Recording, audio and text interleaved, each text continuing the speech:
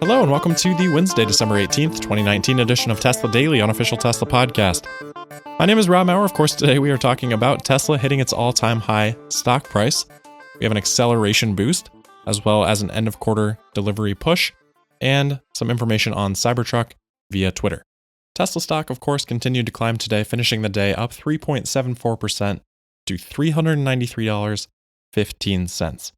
As the highest close for Tesla ever, passing the previous high of $385 back in September of 2017, as well as the highest intraday price today, with Tesla peaking as high as $395.22, surpassing the previous intraday high from September 18th, 2017, of $389.61.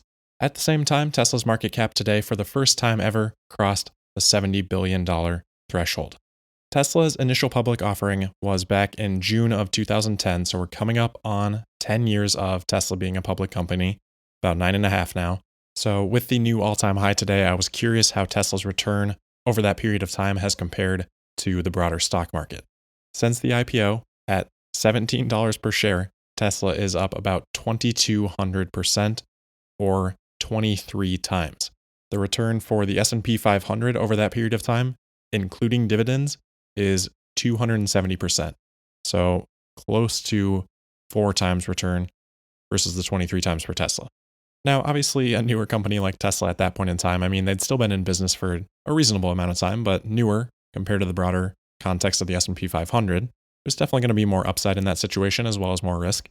So the outsized return is what you get in return for that risk. But anytime you're at a new all-time high and you've seen returns like that, 23 times already, is there really that much room for Tesla to continue to increase? Or is this a good time to sell? My own thoughts on that topic is I'm definitely not selling anything. Tesla in revenue this year is going to do, roughly $25 billion, give or take a few, putting Tesla's trailing price to sales ratio right now at about 2.8. That's not super high. The S&P in general is somewhere around 2.3. Other automakers are, of course, much lower at anywhere from around, 0.4 to I think like 0.7 or 0.8. So they're much lower, but for many good and logical reasons, such as low margins and low opportunities for growth. Tesla obviously has huge opportunities for growth. And on the margin line, we've seen them continue to make progress and show that there might be potential for Tesla to outperform their peers. Now, price to sales is one of many, many, many different ways that you can value a stock. It's not the best, but I do find it useful for context. And in the context of price to revenue, even at these all-time highs, Tesla's not that expensive. It's not out of the realm of possibility that Tesla could grow revenues 50% next year. That'd be $37.5 billion, assuming this year is around $25 billion. And let's just even say we round that down to $35 billion. That would put the price to sales next year, from a trailing 12-month perspective, if the stock price stays here, at a 2. Remember, really the lowest that we ever saw Tesla go was about 1.2 or so back during that huge dip this summer. So it's not impossible we could go back to levels like that, but on $35 billion of revenue, a 1.2 price to sales would be a stock price of around $236 per share. And as Tesla continues to grow revenue, which I think we all believe there's a lot of opportunity for them to do, that ceiling gets higher and higher, and that floor gets higher and higher as well.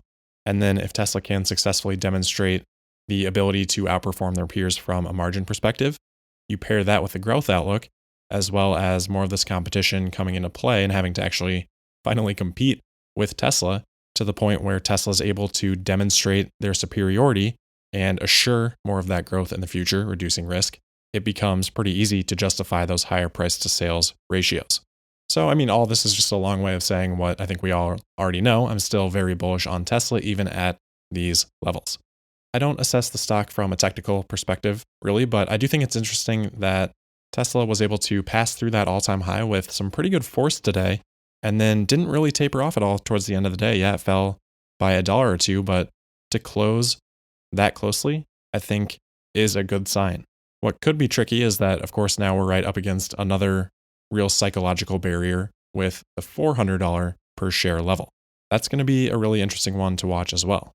It wouldn't be terribly surprising to see that battle play out tomorrow. And then, of course, the next one after that will be the infamous $420 per share level. So interestingly, quite a few of these milestones grouped really close together. I think because the share price is in the hundreds, these milestones seem more monumental than they would if, Tesla was a factor of 10 cheaper.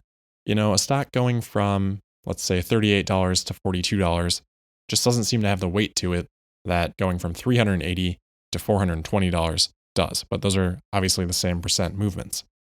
I don't even really want to talk about this, but $500 per share is only about 27% higher than where we're at right now. That would represent about an $89 billion market cap for Tesla, which if we look at trailing 12-month sales again and assume, roughly $25 billion, that would be a price to sales of around 3.6. But then if we look forward and assume next year $35 billion, then that's only a price to sales ratio on a forward-looking basis of about 2.5. If Q4 deliveries are good and Q4 financials in particular are really good, that's definitely in play. And I'm not saying this to hype people up at the all-time high because there's probably enough of that going around already. I think you guys know that I'm not much of a hype person. It's really just me sharing my internal thought process, as I do have some short-term positions, which are always more difficult because you have to evaluate both timing and direction rather than just direction. On the other anti-hype side, if Q4 results are somewhat mediocre, maybe they do, 105, 106,000 or something like that, even in line with expectations. And then if we don't continue to see margin improvements in the Q4 call and Tesla doesn't have any updates on Model Y and Gigafactory 3 production isn't where the streets may be expecting, around 1,000 a week or something like that, if those things happen, Tesla can easily be right back down to the low 300s. If those things happen and there's macro deterioration, which we've been riding the tailwind of positive macro environment for a while now, there's no reason that we couldn't fall right back down into the 200s. So reason for caution as well. I just still think there's room to run if Q4 results are strong. And I do think that Q4 results are going to be strong. Hence, net short-term bullishness. I also think with the stock price appreciation that we've seen, there's likely accumulation happening from an institutional perspective. I mean, if that's been a significant driver and that stops and whatever institution or institutions have been accumulating decide that they have enough, we may not get these fun weeks where every day seems to be up 2 or 3% anymore.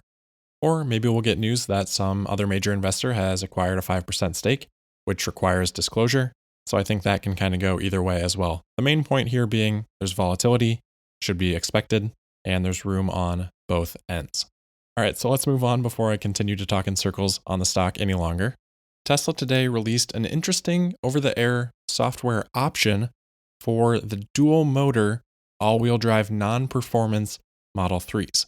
That option is called Acceleration Boost, and Tesla is selling it for $2,000. It allegedly takes the Model 3 dual motor acceleration from 4.4 seconds currently down to 3.9 seconds, so a half-second improvement on the 0 to 60.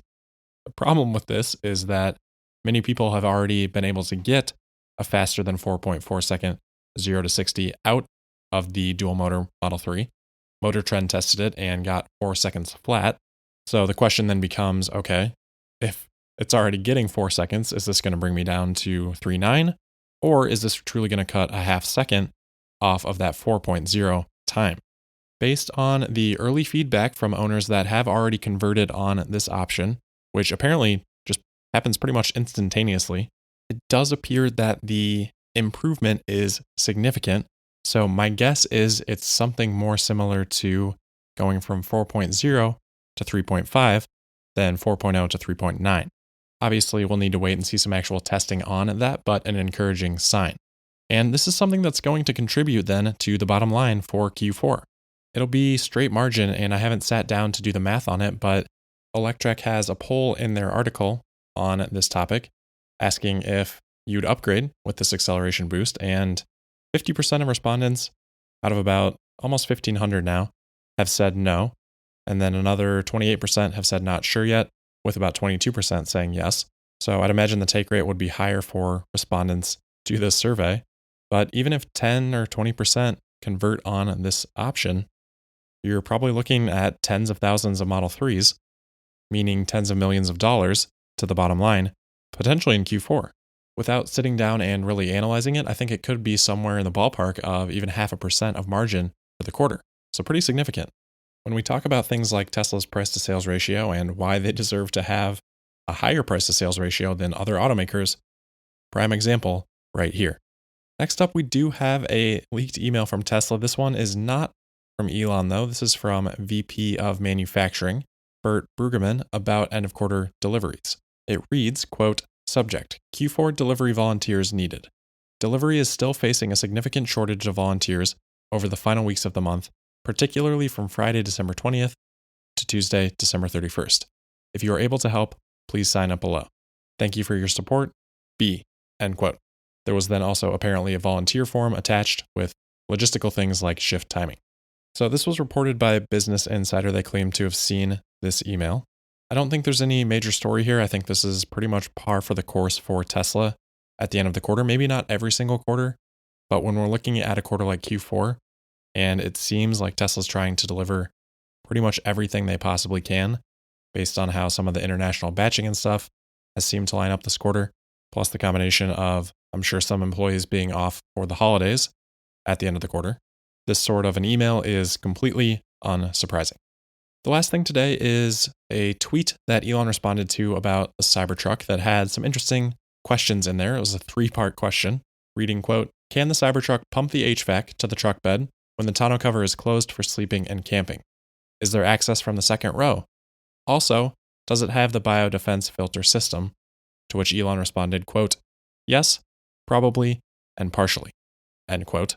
Meaning that yes, the bed of the truck, when covered, will be able to utilize the HVAC system from the Cybertruck.